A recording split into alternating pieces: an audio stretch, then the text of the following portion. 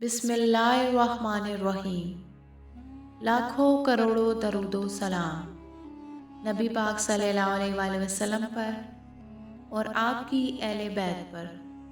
معزز سامعین، السلام علیکم۔ سامعین، آدم علیہ السلام کی وفات کے 1000 سال بعد توحید پر قائم رہنے کے بجائے وہاں کے لوگوں میں بت پرستی اس طرح شروع ہوئی کہ ان برے لوگوں میں بعض نیک لوگ بھی تھے۔ وہ برے لوگ ان لوگوں سے بہت محبت کرتے تھے اور ان کا تقرب حاصل کرتے تھے، ان کی شان میں بہت مبالغہ کرتے تھے، جیسا کہ آج کل بعض لوگ علماء اور صالحین کی تعریف کرتے ہوئے زمین و آسمان کے کلابے ملاتے ہیں۔ یہی چیز بعد میں شرک کا ذریعہ بنی۔ امام بخاری رحمۃ اللہ علیہ نے سورہ نوح آیت نمبر 23 کو بیان کیا اور انہوں نے کہا کہ ہرگز اپنے معبودوں کو نہ چھوڑنا، نہ سوا، نہ وہود، نہ یغوث اور نہ یعوق کو چھوڑنا۔ ابن عباس رضی اللہ تعالیٰ عنہ اس کی تفسیر کرتے ہوئے فرماتے ہیں کہ یہ نوح علیہ السلام کی قوم کے بعض نیک آدمیوں کے نام تھے۔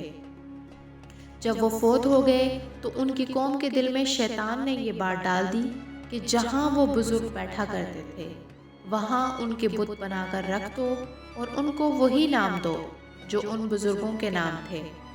انہوں نے ایسا ہی کیا اور پتھر کے بت بنا کر ان کے نام ان بزرگوں والے رکھ دیے۔ اس وقت تو ان بزرگوں کی پوجا نہ ہوئی، لیکن جب وہ فوت ہو گئے، علم مٹ گیا، تب ان کی پوجا ہونے لگی۔ ابن عباس رضی اللہ تعالیٰ عنہ فرماتے ہیں کہ حضرت نوح علیہ السلام کی قوم کے یہی بت بعد میں عرب میں پوجے جانے لگے، اور اللہ تعالیٰ کے فرمان کا یہی مطلب ہے کہ ان لوگوں کے بت بنائے گئے اور آہستہ آہستہ ان کی پوجا شروع کر دی گئی، اور سب لوگوں نے ایک اللہ کی عبادت سے انکار کر دیا۔ نوح علیہ السلام اکیلے اس دنیا میں توحید پر قائم رہے۔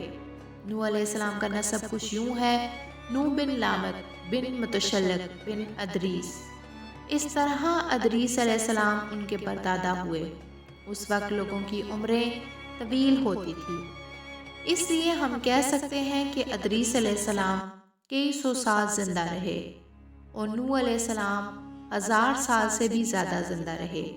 عمر لمبی ہونے کی وجہ سے ہی ادریس علیہ السلام اور نوح علیہ السلام کے درمیان کافی مدت بنتی ہے، اور اسی مدت کے دوران کفر و شرک نے زور پکڑا اور بتوں کی عبادت شروع ہو گئی۔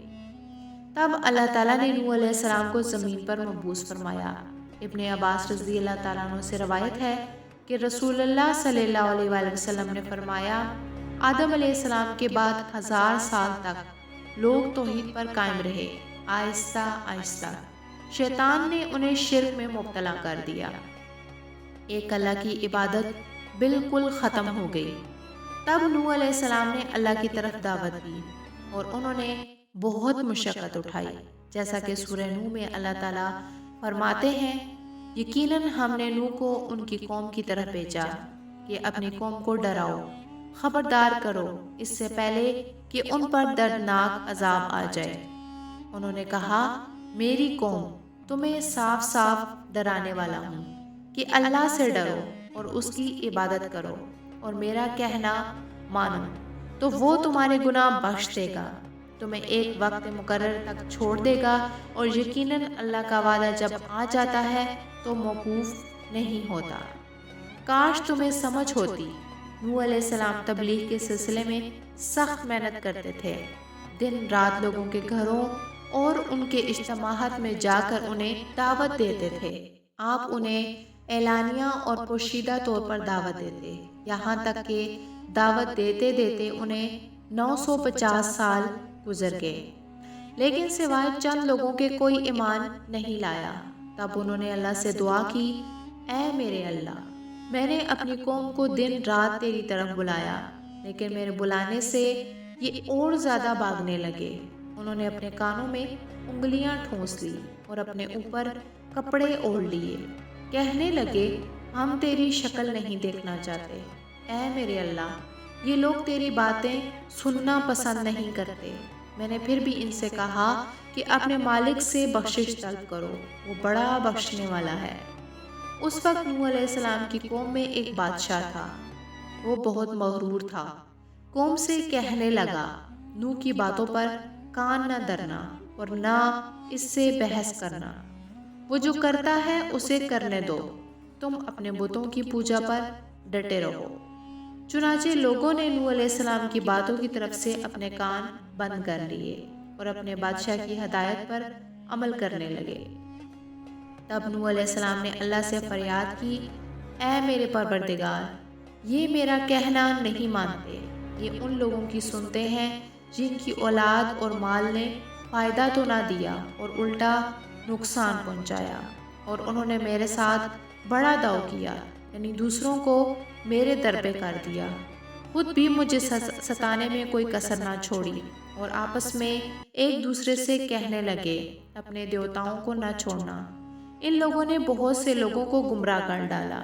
اس طرح نوح علیہ السلام نے 950 سال تک دن رات لوگوں کو اللہ کی طرف بلایا، لیکن طویل عرصے میں صرف 80 کے قریب لوگ مسلمان ہوئے، اور ان مسلمانوں کی اکثریت فقراء اور مساکین لوگوں پر مشتمل تھی، جن کی معاشرے میں کوئی حیثیت نہیں ہوتی۔ مشکل سے 10 ایماندار ایسے ہوئے جو شرفاء کے مالک ہوں گے۔ چنانچہ نوح علیہ السلام کے مغرور سرداروں نے اس صورتحال کو دیکھا تو اکٹھے ہو کر نوح علیہ السلام کے پاس آئے اور کہنے لگے، اے نوح، ہم چاہتے ہیں کہ یہ تیری سنیں اور لوگوں کو بھی آپ کی باتیں سننے کی ترغیب دیں۔ سب آپ پر ایمان لے آئیں، لیکن اس سے پہلے ہماری ایک شرط ہے۔ آپ کے حلقے میں جو یہ ذلیل اور حقیر لوگ آ گئے ہیں، انہیں دھکے دے کر اپنے پاس سے نکال دیں۔ ہم اپنی قوم کے سردار اور مقام و مرتبے والے لوگ ہیں، اس لیے ہم ان لوگوں کے پاس نہیں بیٹھ سکتے۔ اگر آپ انہیں نکال دیتے ہیں تو ہم ایمان لے آئیں گے۔ اللہ تعالیٰ نے نوح علیہ السلام کی قوم کے سرداروں کی تردید سورہ ہود کی ان آیات میں کی ہے۔ اللہ تعالیٰ فرماتے ہیں، کافر سردار نوح علیہ السلام سے کہنے لگے، ہم تو یہ دیکھتے ہیں کہ تم ہماری طرح ایک آدمی ہو، اور یہ بھی دیکھتے ہیں کہ صرف ان لوگوں نے تیری پیروی کی ہے جو ہمیں ذلیل ہیں، وہ بھی اوپر کی عقل سے، اور ہم تو تمہیں کسی بات میں اپنے سے زیادہ نہیں پاتے، بلکہ تمہیں چھوٹا خیال کرتے ہیں۔